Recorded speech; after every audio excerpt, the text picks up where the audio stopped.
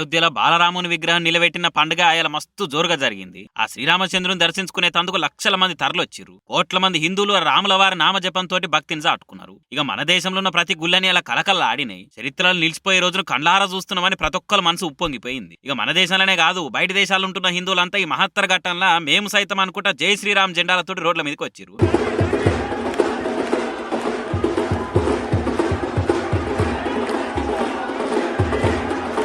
డప్పు సప్పులతోటి రామనామ కీర్తనలతోటి విదేశీ వీధులు మారుమోగినాయి.